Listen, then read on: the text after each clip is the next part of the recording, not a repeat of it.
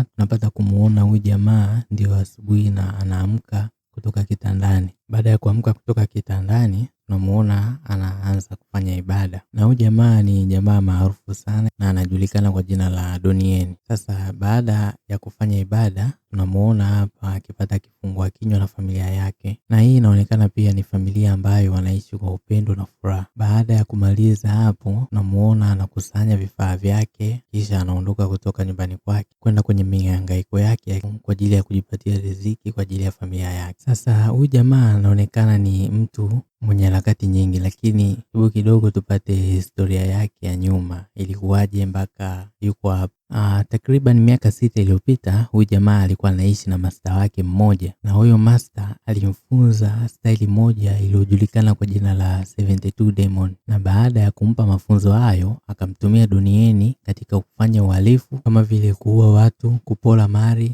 na mwingine kama huu. Sasa siku moja huyu Donnie alienda kwenye klabu moja, alienda kupiga kamari bana. Sasa katika kupiga kamari akaliwa. Baada ya kuliwa kwenye kamari akapata hasira, akaitumia ile staili ya 72 Demon aliyofundishwa na master wake na kuua watu wote kwenye hiyo club. Baada ya kusababisha yale mauaji, ndipo serikali ikawa inamtafuta ili imchukulie hatua. Ndipo Donnie akakimbia kwenye hichi kijiji hapa na akaanza maisha mapya, pata mke na wakazaa watoto. Sasa kufikia mpaka hapo huyu jamaa anatafutwa na serikali ili aweze kuhukumiwa kwa yale mauaji aliyofanya takriban miaka 6 iliyopita. Sasa baada ya kufika kibaloni kwake, tunaonyeshwa hapa mambo yalikuwa yanaendelea, na alikuwa anafanya kazi kwenye kiwanda kimoja hivi cha kijiji, yani handicraft industry hapa. Sasa wakiwa wanaendelea kupiga kazi hapa, tunaonyeshwa kuna njemba mbili zinaingia kwenye kijiji, na kila aliyekuwa naona walikuwa na washangaa kwa sababu kwanza walikuwa ni wageni.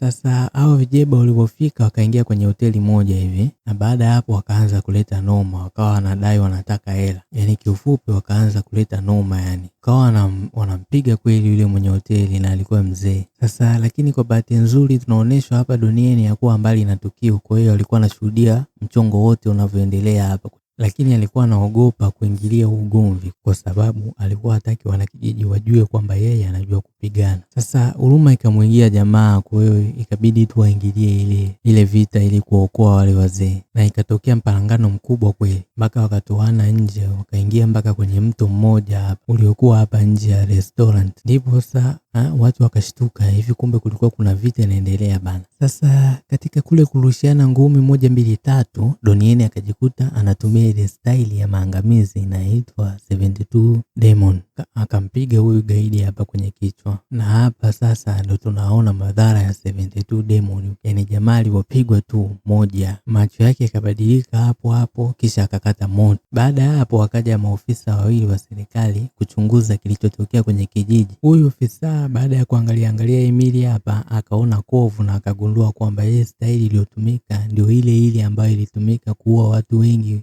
miaka 6 iliyopita. Hivyo basi huyu ofisa hapa akawa na mshtumu Donnie kwamba yeye ndio aliyesababisha yale mauaji kwenye ile klabu miaka 6 iliyopita, lakini alikuwa hana ushahidi kamili kama kweli ni Donnie aliyesababisha yale mauaji. Sasa akataka kumkamata Donnie, lakini wanakijiji hapa wakamtetea Donnie, wakawa wanapiga makelele hapa, tuachie shujaa wetu. Sasa yule ofisa akaanza kufanya uchunguzi ili ajue kwamba kweli ni Donnie aliyesababisha yale mauaji. Akaanza kumfuatilia mwamba hapa, akawa anamfuatilia hapa kila anapoenda kwenye shughuli zake, mwamba yuko nyuma tu anamfuatilia. Nyumbani mwamba yuko nyuma, kwenye chakula yupo, mpaka kitandani jamaa yupo tu anamfuatilia jamaa. Sasa Donnie alipoona huyu jamaa anamfuatilia sana, ndipo tu akaamua kumwambia ukweli kwamba yeye ndiye aliyesababisha yale mauaji ya watu wengi katika ile klabu miaka 6 iliyopita, lakini kwa sasa ameamua kuishi tu maisha kawaida kama watu wengine na ameachana na ule uhalifu. Sasa baada ya kumwambia ukweli, akamwambia aondoke kwenye hichi kijiji na asije kurudi tena. Jamaa alipoondoka moja kwa moja akafika mpaka kwa yule mkuu wake, akamwambia kweli yule jamaa kakiri kuwa yeye ndio aliyesababisha yale mauaji ya watu wengi kwenye ile club. Hivyo basi naomba askari kadhaa ili niende nikamkamate. Sasa yule mkubwa wake akaenda kwa master wake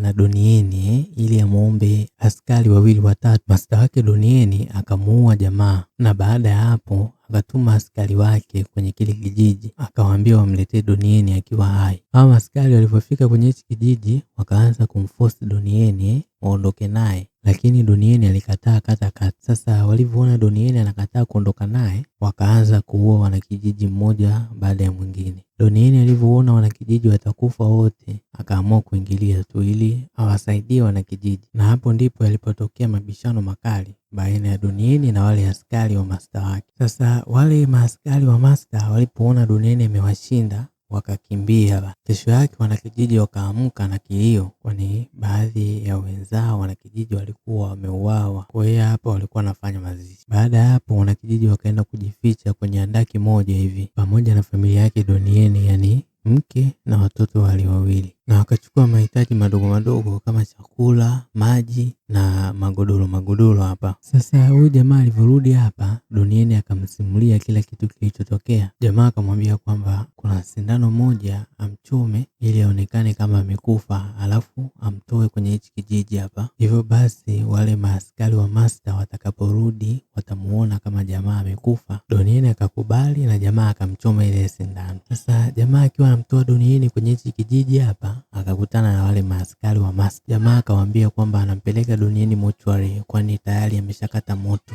Sasa wakiwa nakaa hapa, masaa ya kumwamsha Donieni akawa amekaribia, kwani ile sindano aliyomchoma Donieni ina masaa yake, na kama huo muda ukipita bila kuamshwa basi hapo ndo itakuwa mwisho wake. Kwa hiyo jamaa akamwamsha Donieni hapa. Baada ya Donieni kuamka, akachukua panga na kuukata mkono wake wa kushoto, kisha akamwambia, huu mkono nilitumia kuwaulia watu wasiokuwa na hatia, leo nimeukata. Hivyo basi sitaki tena kuendelea kuwa na mahusiano na nyie.